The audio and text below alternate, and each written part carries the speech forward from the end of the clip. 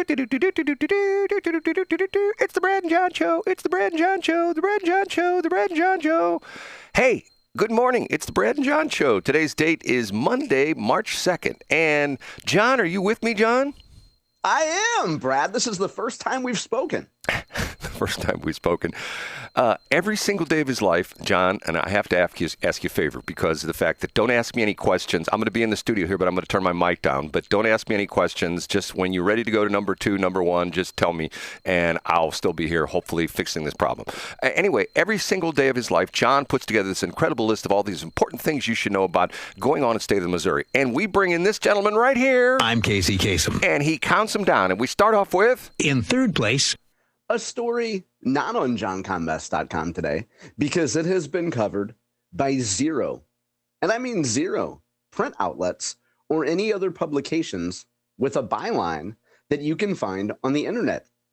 But the information is provided by a fantastic news source, which is The Whispering Gallery by Jake Kroesen of the Missouri Times. No other publication that I have seen in an extensive search has brought us this information. So thank you to Jake Kroesen for this. And also, at the outlet known as the St. Louis Post-Dispatch, reprinted a press release from the governor's office. Enough of the teaser. The news is Judge Matthew Thornhill, who had been, let's just say, removed from his spot. I guess he's gone from his spot as a judge in St. Charles County, has been replaced by a familiar name for those who've been following politics in St. Charles County for a while. Robert Cornejo, former state representative, will be the new circuit judge for St. Charles County in the 11th Judicial Circuit. Now, to be clear, a moment ago I mentioned that Matthew Thornhill was gone from his spot. The vacancy was created in this role when the Missouri Supreme Court removed Thornhill in December for misconduct. If you're curious about that story and you've never heard the Brad and John Show before, I would suggest you go back to our archives and look up the November 20th edition of the show. Brad Hildebrand set a personal record by speaking for exactly 24 minutes in B block in, some would say delightful, some would say excruciating detail, retelling a story he had told previously on August 15th, 2024, an delightful detail about his run-in with Matt Thornhill when Matt Thornhill was a judge from one of Brad's cases. Out of respect to our frequent listeners, we won't invite Brad to retell every detail of that story again, but suffice to say, Brad had an overall positive interaction with Matt Thornhill and has some opinions on Matt Thornhill being a judge in St. Charles County. But let's get back to Cornejo here. Former state representative, and if you grew up in North County, you might be interested to know that Robert Cornejo is a graduate of Hazelwood Central High School. So we have Matt Thornhill's spot being filled by a guy with a great reputation in St. Charles County, a man that served in the legislature for several years. He served, let me look here, he served in 6 years in the state legislature. And then in 2018, he left to work for former Governor Parsons' administration as chairman of the Labor and Industrial Relations Commission. So even though mainstream media hasn't found the energy or the wherewithal to cover this story, thanks to Jake Kroesen, it was highlighted, and the Post-Dispatch did reprint a press release from Governor Kehoe's office. Brad, whenever you're ready, we're ready for story number 2. And my experience with Thornhill was very positive. I was in his court on the very first day when the bailiff yelled at us. And it was, Brad, you were able to tell a 24-minute story last time. Can you summarize it quickly? It was a great experience. I think that Matthew Thornhill got a raw deal. I think the problem was that Matthew is just a disruptor. You know, everybody, if you go in a court, it's not like watch on TV. Every court is different. And, I mean, a little bit different. But for the most part, the judges have that stern look and the whole bit. Matthew was just sort of a fun guy. He was great. And, you know, story number 2 said to Brad, don't step on my blue suede shoes. We love your Thornhill story. Let's get to story number 2. Up a notch to number 2. Oh, that was merciful. A story brought to us by the Missouri Independent over the weekend. One of their content creators, veteran scribe Rudy Keller, has a terrific headline. FanDuel, DraftKings take Missouri profits nearly triple their cost for sports wagering campaign.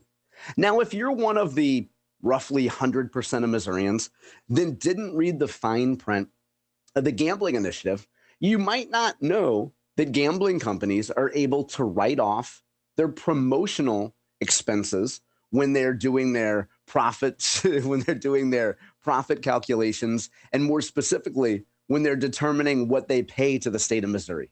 I'll let Rudy tell it.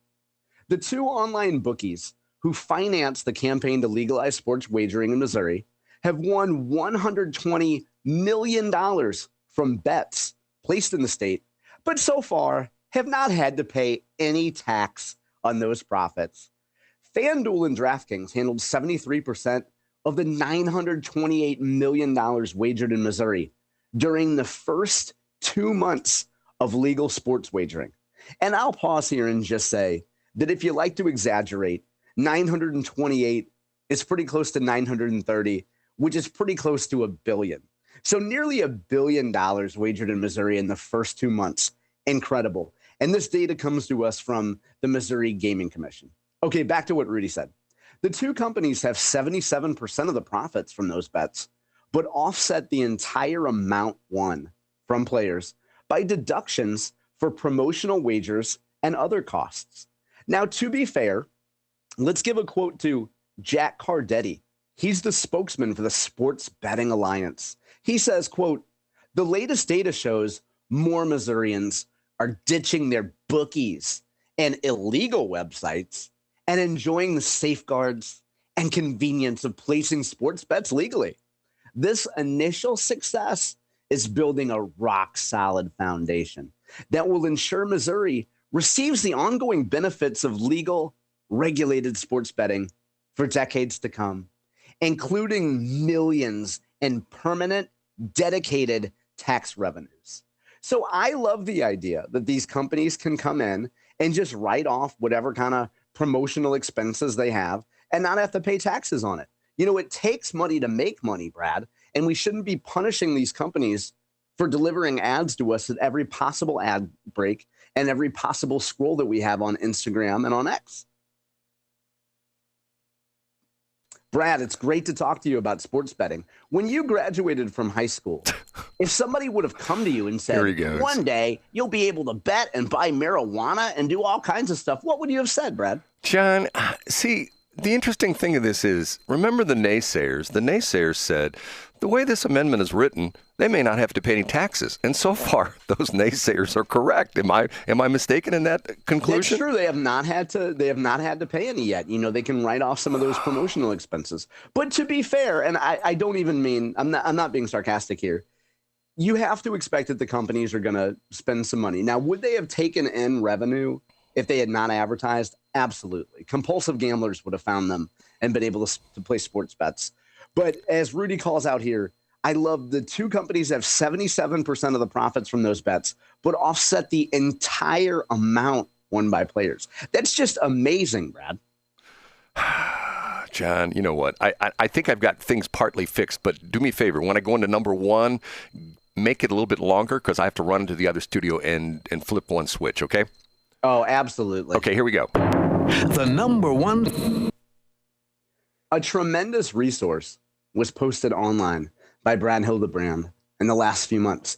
And if you drive through the Westplex and you want to hear some great pop music, some hot contemporary music, you'll tune into Westplex 107.1. And you'll hear frequently ads for perfecttrafficstop.com. You've heard Brad shill that product here on the air. You can get a delightful, I'm guessing it's a PDF. I haven't read it, but you'll get a delightful guide of what to do during a traffic stop. Unfortunately, even that fantastic original content wouldn't have helped the subject of story number one. His name is Jose Julian Morales Calderon. He was driving away from the gym. We can imagine he was probably exhausted after a hard workout, throwing around some sweaty vinyl dumbbells at Planet Fitness. You know, they're a very open community. Mr. Calderon said he was working out with his sister. his sister. In Spanish, that's hermana. I don't know why you would possibly want to work out with your sister. Like, is it just me? Or would it be kind of weird to work out with your sister? I don't know. I digress. Anyway, he was driving home, man, and he saw flashing lights behind him. Oh, no, policia! The St. Anne Police Department confirmed that the Mexican man was pulled over for a traffic violation. The department turned Morales Calderon over to St. Charles County Police after discovering there's a warrant out for his arrest. Well, that's no big deal. Every once in a while, you might get pulled over, and if you're a scofflaw, the law enforcement agency contacts a nearby jurisdiction if you happen to have a warrant out there. Oh, man, that's going to be a bunch of paperwork. No big whoop. But according to the story brought to us by Brian Munoz of St. Louis Public Radio, the story didn't end there. Lily Barcenas, that's the 21-year-old girlfriend of Morales Calderon, said she paid his bond, but moments later, the story turned south. We got told that he would be out in an hour and that we could wait for him outside. That's what his girlfriend said. That didn't happen, though. Instead, a video shared with St. Louis Public Radio, it shows Barcenas, quote, exclaiming, I think that means crying in Mexican, as a white van leaves the jail with lights flashing. Before she gets a call, the girlfriend gets a call from Morales Calderon. ICE was taking him away. What could possibly have happened that led ICE to take this sweet Mexican man away? Barcenas, that's the girlfriend, subsequently went back to ask the jail staffer if she knew why ICE was called. And she says that he said he didn't have any information on that. The staffer went on to tell Barcenas that she had not seen the ICE detainer until after she paid the bond.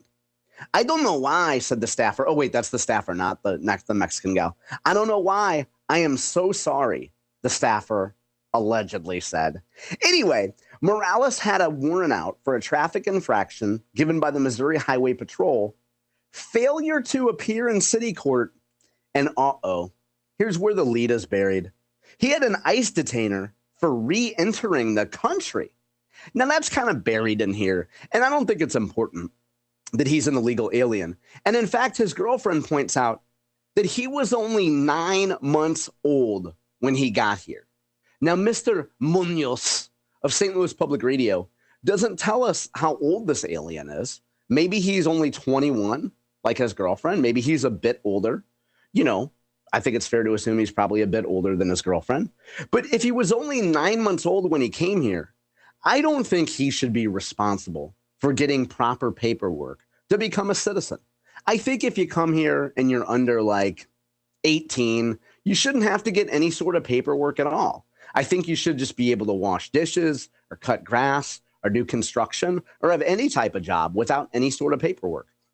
And if you get pulled over by the authorities, I don't think you should have to give a driver's license. I think you should just be able to say, hey, I came here when I was a kid. Dos míos, my parents were poor. We had to swim across the Rio Grande. I don't think you should have to give any sort of paperwork. So hopefully people will get really mad about this. There will be a GoFundMe set up at some point, and we can toss a few pesos to this guy and maybe get him some good food in jail while he's being held. And then eventually our country's immigration process will come to its senses and ICE will be abolished. And we can let people just cross the border and work here for cash as cheap employment. And I think everybody would be happy.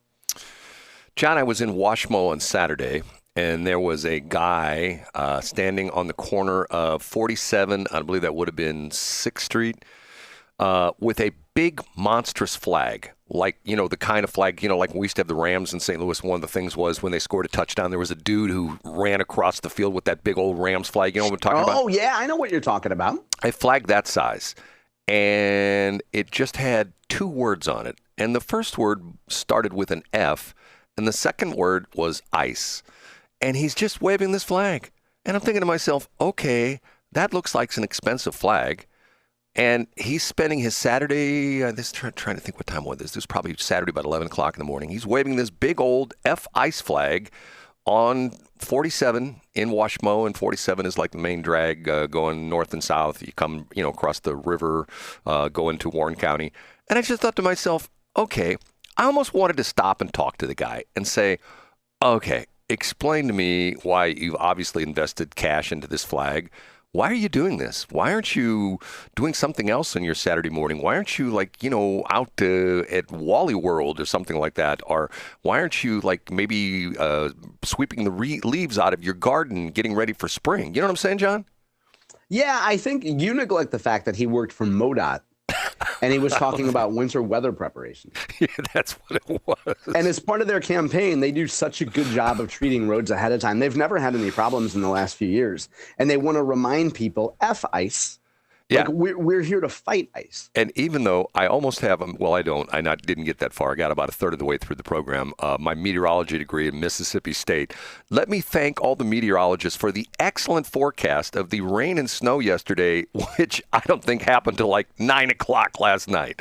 It was sunny all day long, but yet you look at the forecast, 85% chance of rain and snow today. I guess they meant after 9 o'clock at night.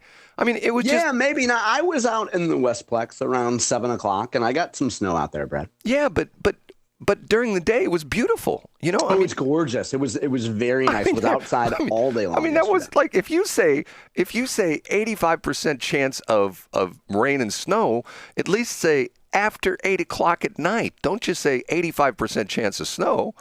Anyway, okay, I think I have some of the stuff fixed, okay? So... man, I'll tell you what. And John, you want to trade jobs with me again? We talked about that last week that you could. Yeah, I would love to, Brad. Yeah, I'd love to stand around at a chamber meeting and listen to people tell boring stories and collect business cards I'll never follow up on. John, sounds like a lot of fun. Maybe someday I could learn to cut and paste a simple instruction or caption for an audio file too. I don't know if I'll be able to master that skill though. Boy, the knives are out this morning. Let's go to commercial, Brad. Okay, before we do that, let me just ask a question of the listeners. What's the difference between the word FARM in lowercase and FARM in uppercase? And I bet you not one single person could tell the difference. Yeah, I think. Do you? If you're gonna take that angle, can I just? I'll give a 60-second summary since it's 7:22. Yeah, go ahead. I do a show on Saturday called The Farm Show, and from the first segment in July of 2025. I say, you're listening to The Farm Show. That's Farm and Ranch, Missouri on Westplex Talk 104.5. And in fact, I have a logo that I paid for that says Farm and Ranch, Missouri. So every week when I send Brad an email with audio files, it says the word "the," which has a capital T, lowercase h-e, and then farm, capitalized, and then show, capital S-H-O-W. And I guess the point is, if you're listening to us and you've ever worked with someone that probably doesn't pay a lot of attention to detail, then you can probably relate to what I go through. And Brad, the big picture is I'm grateful to you for being able to handle the technical elements of taking an audio file and getting it on the air. That's the important thing. And I'm able to go in like I do every day with the Brad and John show and clean up stuff that's tagged in a certain effort way. And capital FARM stands for Farm and Ranch, Missouri, as mentioned on every episode for 7 months and as written in the logo. John, I'm an advertising guy, okay? Can I give you just one word of advice? Oh, please do, Brad. If you have to explain it, it's not done right. Yeah, good. That's a great piece of advice, Brad. And is there something to be said for if you have pride in your product? No, I understand, but I'm talking. Don't talk to me right now. If you have pride in your product, and you put effort into actually making a brand like this is called The Farm Show, that maybe you want people to, I don't know, cut and paste it with a little bit of effort and just do it the way you suggest to them. Okay, in my defense, I will say is the word esoteric, would that be a good explanation? Esoteric meaning very sort of out there, very sort of, No. And I think if you worked for IBM and IBM was an advertiser and you put an IBM ad up on your website, you wouldn't just put it lowercase because, who cares? But that's a visual. You would actually pay attention. See, that's a visual logo. Let me ESO. I gotta see what this is. ESO. hold on a minute. Esoteric. I have to see. I've heard the word before many times. I'm trying to think what the actual definition of it is. Esoteric. Knowledge, doctrines, or information intended for our understanding by only a small, specialized, or initiated group. Boy, that was a perfect word. See, That was, Brad. And the great thing is, and one of the lessons of doing the show with you, we have a very unhealthy cycle where things go well for a while and I have expectations that are too high. And then I'm brought back down to reality. And I realize, okay, I just got to be great. I can't expect a lot. And I just have to assume that I'm working. It's like doing yard work with kids. I'm going to have to come back and fix a lot of it. But I'm encouraged by the fact that they're out there and they're actually trying, you know? okay, John, can I make a suggestion? Please do. Here's what you need to do. You need to, after we get off the air, you need to go onto zoomlegal.com and you need to trademark FARM capitalized and file that as a trademark. Because Okay, that's a great piece of advice, Brad. It is 7:25. then you can put the TM behind it. Everybody go like, oh, I understand. That's the Farm and Ranch Missouri show. It's a trademark. That's great, Brad. Great piece of advice. It's I'm going to call Amanda Wiggle Girl because I think she'll take my call even though she won't take yours. Worm Girl.